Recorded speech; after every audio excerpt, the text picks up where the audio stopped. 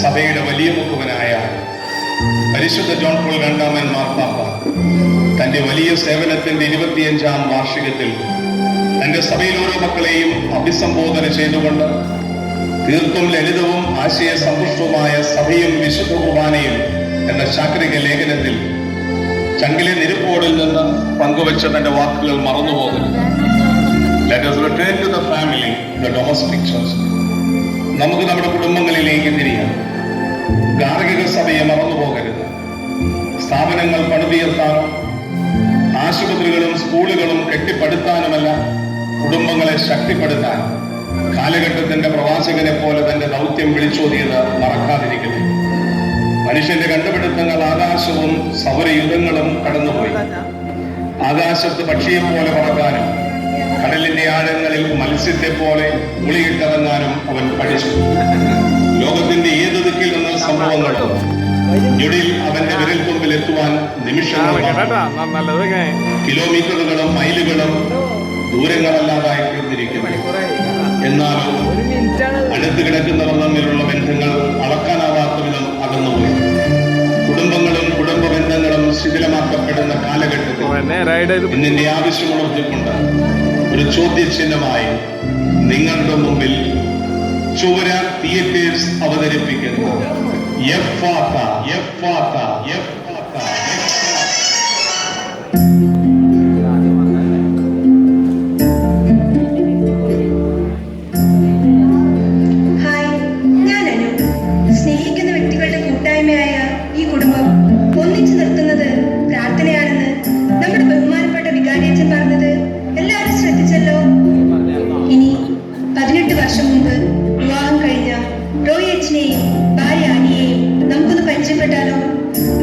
നിറവേറ്റി ജീവിക്കുന്ന ഇവർക്ക് ദൈവം 3 മക്കളെ കൊടുത്തു. മൂത്തയാൾ ജോയൻ, രണ്ടാമത്തേത് റോസ്മോൾ, മൂന്നാമത്തേത് മേരി. വർഷങ്ങൾക്ക് മുമ്പ്, കൃത്യമായി പറഞ്ഞാൽ ഇവരുടെ വിവാഹനാളിൽ, അൾത്താരയ്ക്ക് മുന്നിൽ വെച്ച് റോയിച്ചൻ ആനിയുടെ കൈപിടിച്ച് ദൈവത്തെ സാക്ഷിയാക്കി അച്ഛൻ ചൊല്ലിക്കൊടുത്ത പ്രാർത്ഥന നാളിതുവരെ മുടക്കം വരാതെ ഈശോയെ സാക്ഷിയാക്കി ഇരുവരും ഏറ്റുചൊല്ലിയും. അതുപോലെ ഉറങ്ങുന്ന മക്കളുടെ കിടക്കയ്ക്ക് ചുറ്റും റോയിച്ചനും ആനിയും സംരക്ഷണ പ്രാർത്ഥന ചൊല്ലി മക്കളെ ഈശോയ്ക്ക് സമർപ്പിക്കുന്നു. ആ കുടുംബാംഗങ്ങൾക്ക് ഓരോ പ്രഭാതവും സന്തോഷം നിറഞ്ഞതാണ്. നമുക്ക് റോയിച്ചന്റെ വീട്ടിലേക്ക് ഒന്ന് പോയാലോ?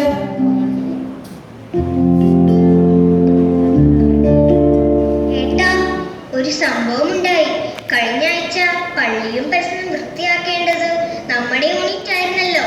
ഞങ്ങളെല്ലാവരും കൂടി ഇതുപോലെ വൃത്തിയാക്കിക്കൊണ്ടിരുന്നപ്പോൾ നമ്മുടെ നസ്രത്ത് മഠത്തിലെ സിസ്റ്റർ അങ്ങോട്ട് വന്നു. ഏത് സിസ്റ്ററാ റോസ്മോളെ? പേരറിയില്ല ചേട്ടാ, പക്ഷെ ചേട്ടൻ കണ്ടിട്ടുണ്ട്. മാതാവിന്റെ മുഖമുള്ള ആ സിസ്റ്ററിനെ. സിസ്റ്ററും ഞങ്ങളെ സഹായിക്കാൻ കൂടി. ഞാൻ വേണ്ട എന്ന് പറഞ്ഞപ്പോ സിസ്റ്റർ പറയാ, ഓരോ ജോലിയും ദൈവത്തിന്റെ സൃഷ്ടികർമ്മത്തിലേക്കുള്ള പങ്കുചേരലാണെന്ന്. ശരിയാണോ ചേട്ടാ? ശരിയായിരിക്കാം. അല്ല, ശരിയാണ്. ബൈബിളിൽ പറഞ്ഞിരിക്കുന്നത് മണ്ണിൽ നിന്ന് എടുത്തപ്പെട്ടനെ മണ്ണിനോട് ചേരുന്നത് വരെ നെറ്റിയിലെ വേർപ്പ് കൊണ്ട് അപ്പം ഭക്ഷിക്കട്ടെ എന്നല്ലേ? ആ ബക്കറ്റ് അവിടെ വെച്ചിട്ട് പോയി കൈ കഴുകിക്കോളൂ. പപ്പ, ഞങ്ങൾ മുറിയെല്ലാം അടിച്ചു വാരി കഴുകി തുടച്ചു. ഇനി ഞാനും ചേട്ടനും പപ്പയെ സഹായിക്കട്ടെ? വേണ്ട മക്കളെ, പപ്പയുടെ അടുക്കളപ്പണിയും ദാ തീർന്നു. ഇന്നെന്താണ് പപ്പ ബ്രേക്ക്ഫാസ്റ്റിന്? ബ്രേക്ക്ഫാസ്റ്റിനോ? ആഹാ, കൊള്ളാമല്ലോ, നന്നായി ചെയ്തിട്ടുണ്ടല്ലോ. താങ്ക് യു പപ്പ.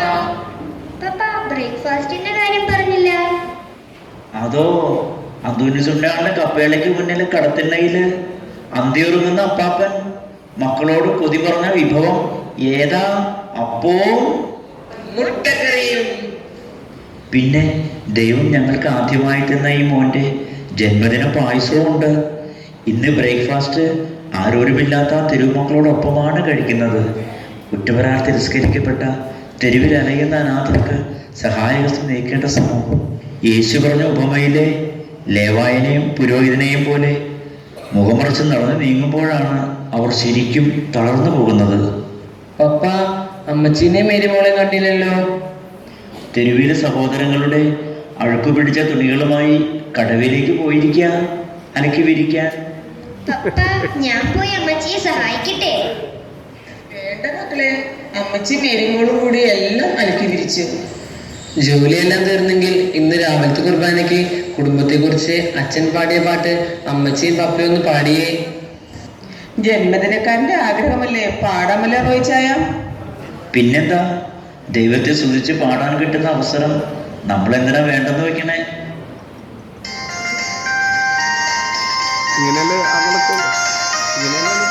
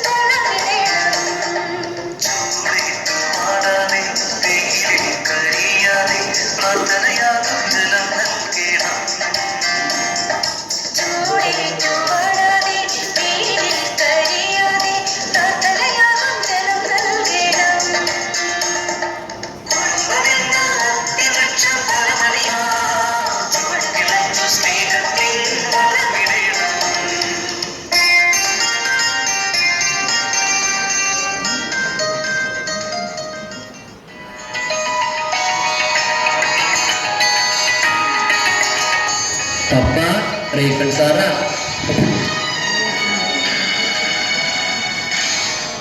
നമസ്കാരം റൈഫൻ സാറേ, റോയിച്ചനാ. സാറിങ്ങ് പോന്നോളൂ, ഞാൻ വീട്ടിലുണ്ട്. റൈഫൻ സാറ് വരുന്നുണ്ടെന്ന്.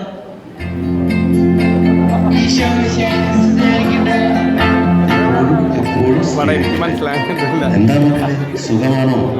ആൾക്കാരെ സുഖമാണെങ്കിൽ നിങ്ങൾക്ക് സങ്കടാ? നിനക്ക് അതിന്റെ ടെക്നിക്ക് അയ്യോ, മനസ്സിലായില്ലേ? അതെന്ത് പറ്റി? പപ്പ വഴക്ക് പറഞ്ഞോ? അതല്ല, ആർക്കും ഒരു അപകടം പറ്റരുതെന്ന് പ്രാർത്ഥിച്ചിട്ട് ഇന്നും ഒരു അമ്മാവിക്ക് അപകടം പറ്റി. ഈശോയെ, എപ്പോഴാ മോളെ? ശരിയാണ്, കുറച്ചു മുമ്പ് അലക്കി വിരിക്കുവെന്ന തുണിയുമായി വന്ന അമ്മാമ്മ കാൽ വഴുതി കടവിനരികിലെ ചതുപ്പിലേക്ക് വീണു. അമ്മാമ്മയുടെ കരച്ചിൽ കേട്ട് ഞാൻ ഓടിച്ചെല്ലുമ്പോൾ എന്റെ റോയിച്ചായ, ഞാൻ കണ്ട കാഴ്ച ചതുപ്പിലേക്ക് ആഴ്ന്നു പോകുന്ന അമ്മാമ്മയുടെ നിലവിളി മൊബൈൽ പകർത്തി ആസ്വദിക്കുന്ന നമ്മുടെ കുഞ്ഞപ്പൻ ചേട്ടന്റെ മക്കളെയും കൂട്ടുകാരെയുമാണ്. ഈ യുവാക്കളെ എങ്ങനെയാണ് റൈഫൻ സാറേ ദൈവസ്നേഹത്തിന് പ്രകാശം കെട്ടുപോയത്?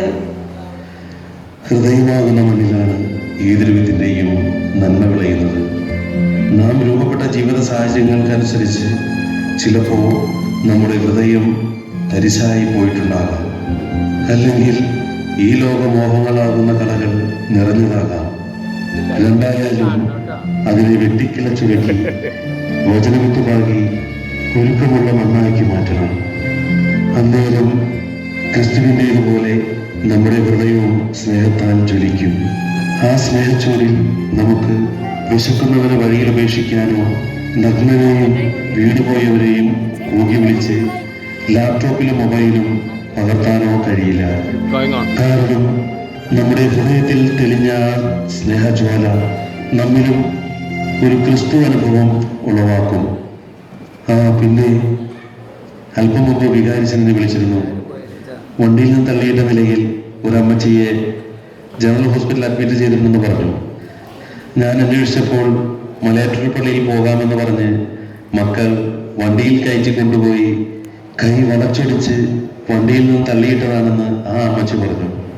എന്നാലും തൻ്റെ മക്കളെ ഒന്നും ചെയ്യരുതെന്ന് പറഞ്ഞ് ആ അമ്മച്ചി കരയുകയായിരുന്നു. ഓ ജീസസ്, ശരിക്കും ആധുനിക ലോകത്തിൽ വന്നുകൊണ്ടിരിക്കുന്നത് സ്നേഹരാഹിത്യം തന്നെയാണ്. അല്ലെങ്കിൽ ഇത്തരത്തിൽ പെരുമാറുവാൻ ആർക്ക് കഴിയും? റോയിച്ച, ഒരു കാര്യം ശ്രദ്ധിച്ചിട്ടുണ്ടോ? ഈ ഭൂമിയിലെ എല്ലാ മക്കളും പ്രതീക്ഷയോടെയും സ്നേഹത്തോടെയും ആദ്യം വിളിച്ച വാക്ക് അമ്മേ എന്നാണ്. കാരണം എന്താ? ക്രൈസ്തവന്റെ തീരുമാനങ്ങളെ നയിക്കുന്ന ഏക പ്രമാണം സ്നേഹമാണ്. പിന്നെ സഭ പഠിപ്പിക്കുന്നതും എല്ലാ സൃഷ്ടികളെയും സ്നേഹിക്കാനാണ്. അതിന് ആത്മസമർപ്പണം വേണം. ഈ ആത്മസമർപ്പണത്തിൽ നിന്നുള്ള സ്നേഹ നിലവിലൂടെ മാത്രമേ നമുക്ക് വിശുദ്ധിയിലേക്ക് വളരാൻ കഴിയൂ. ആട്ടെ, ദൈവം നമ്മെ എങ്ങനെയാണ് സ്നേഹിച്ചത്? ദൈവം തന്റെ ഏകജാതനെ നമുക്ക് നൽകി. എന്തുകൊണ്ടാണ് ദൈവം അങ്ങനെ ചെയ്തത്? ദൈവം ഈ ലോകത്തെ അത്രമാത്രം സ്നേഹിച്ചതുകൊണ്ട്. ഈ സ്നേഹം നമുക്കെല്ലാവർക്കും ലഭിക്കാൻ നാം എന്തു ചെയ്യണം? ക്രിസ്തുവിന്റെ പീഡാനുഭവത്തോട് ചേർന്ന് നിന്ന് നിരന്തരം പ്രാർത്ഥിക്കണം. അങ്കിൾ പപ്പയും കൂട്ടി ഹോസ്പിറ്റലിലുള്ള ആ അമ്മച്ചിയെ കണ്ടേച്ചു വരാം. ഞാൻ കവലയിലുണ്ടാവും.